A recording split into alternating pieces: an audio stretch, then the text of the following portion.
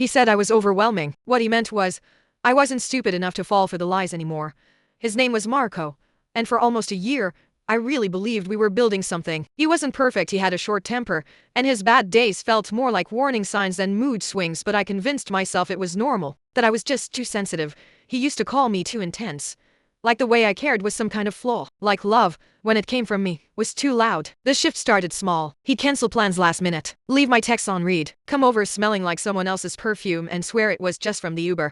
But the real turning point came on a random Thursday night. He showed up at my apartment looking tired and annoyed. Dropped on the couch. Didn't even say hi. I asked gently, "Rough day?" He rubbed his eyes like I was already exhausting him. "Honestly? Yeah, you've been kind of a lot lately. I just need some space."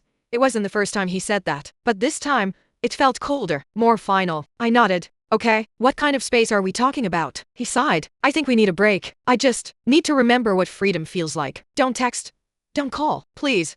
He didn't wait for my reply, just stood up, grabbed his keys and left. No kiss, no hug, not even a look back. That night, I didn't cry. I just laid there stunned, because for weeks, I'd been feeling like something was off. Like there was a version of me in his head he hated and nothing I did could fix it. But I also had a gut feeling. So I opened his Instagram. Private, of course. He'd blocked me from seeing his stories months ago, said it was just for close friends.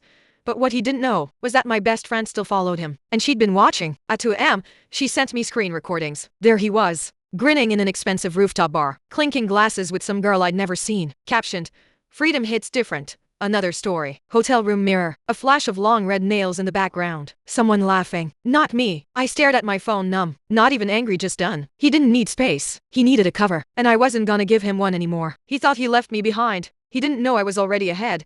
He thought I was at home. Heartbroken. I was actually building the folder that would end him. The next morning, I didn't even open his texts because there were none. Of course there weren't. He told me not to reach out, remember? Don't text. Don't call. Translation. Don't ruin my fun while I lie to someone else. I didn't block him. Didn't delete our photos. Didn't change a single thing on my side. I wanted him to think I was still frozen. Still waiting. Still hoping. Meanwhile, I was documenting everything. My best friend kept sending me screenshots. His close friend stories. DMs he was replying to with hard eyes and fire emojis. Photos from the club. Photos from the hotel. And then a post. A full-body mirror pic of him in a designer jacket I knew he couldn't afford. Captioned, "Back to myself again." I zoomed in. In the background on the bed, a handbag. Red. The same one from the nails in the other story. Her. He wasn't just out. He wasn't just getting space. He was with someone else. Sleeping in her bed. Wearing clothes she probably bought him. And pretending like I never existed. I didn't confront him. Not yet. Because here's the thing, when someone shows you exactly who they are, the best revenge is making sure they don't see who you're becoming. So I started focusing on myself. Cleaned my apartment. Cancelled every monthly thing I had connected to his name, Netflix, Spotify, even that dumb food app subscription he used more than I did. I started waking up early, working out again, sleeping through the night without wondering where he was. And quietly, I kept the folder growing. Receipts, dates, screenshots. Not because I wanted to ruin him, because I wanted to be done. Fully, no doubt. No fantasy about him coming back with flowers and fake tears. And then, 2 weeks later, he texted, "Hey, can we talk?" I didn't reply. 3 hours later, I know I said I needed space. I just didn't realize how much I'd miss you.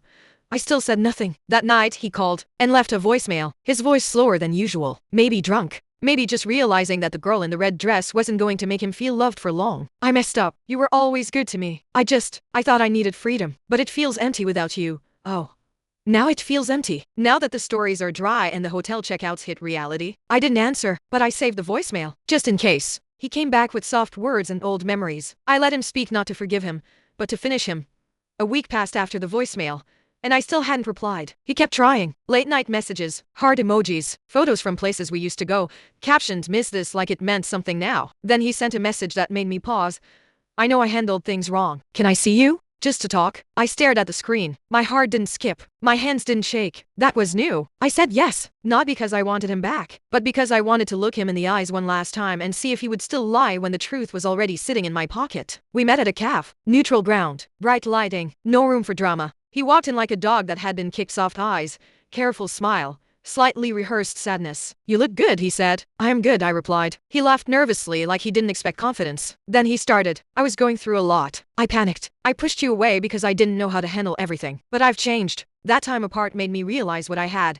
I sipped my drink and nodded slowly. "What exactly did you realize?" He looked right at me. "That I loved you. That I messed up. That she didn't mean anything." There it was. The first direct lie. Who I asked. He hesitated. The girl, from that weekend. But it was just a mistake. I was drunk. It was one time. One time, I opened my bag, pulled out my phone, and slid it across the table. Dozens of photos, dates, timestamps, the story highlights, the hotel pics, the red purse, the comments from his account on her bikini photos. He froze. His face went pale.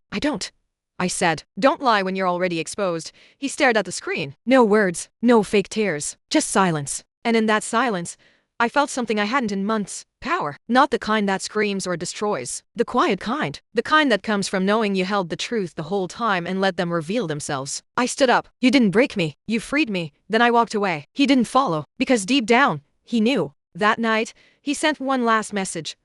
I guess I deserve this. I didn't reply. Not because I was angry, but because I finally didn't care. He expected me to be waiting in pieces. I was already building a version of me he'd never meet again. After that calf, something in me clicked shut. It wasn't dramatic. There was no movie moment. Just a quiet awareness. I was no longer in his orbit. And he could no longer reach me. I cleaned out the last things that reminded me of him. The hoodie, the coffee mug he left, the playlist we made together. Gone. I unfollowed, muted, archived. Not to erase but to reclaim space. Space in my mind, my phone, my chest. And it felt light. Meanwhile, he started spiraling. It began with Instagram stories, vague quotes about regret, second chances, learning through pain. Then came the classic new beginning photos, gym selfies, smoothie bowls, fake deep captions. But the likes? Lower than before. The girl in the red dress? Gone. No tags. No mentions. She had moved on even faster. And suddenly, all that freedom he wanted? It looked like loneliness. One night, he messaged again. Do you ever think about how things could have gone if I'd done things differently? I didn't answer. Because no, I didn't. I wasn't living in the what ifs anymore. I was living in the what's next. I started seeing someone new. No. Not a rebound. Not a let me show him I'm fine type of thing. Just someone kind. Someone who didn't make me guess if I was being too much. Who didn't call love a burden. Who really listened when I spoke. It was early. It was simple. And that alone made it feel safe. And while I was rebuilding something honest, Marco was still watching. He never said it directly, but I could feel it. He'd view every story, react to random photos, send the occasional hope you're okay. Not to check on me, but to check if I'd forgotten him. And the truth? I hadn't forgotten. I just moved on with full memory. I remembered the lies, the gaslighting, the way he told me I was too much while he gave nothing. I remembered the silence after he left, and the strength I found inside it. One afternoon, a mutual friend texted me. Just a heads up, Marco's telling people you overreacted and made things messy for no reason.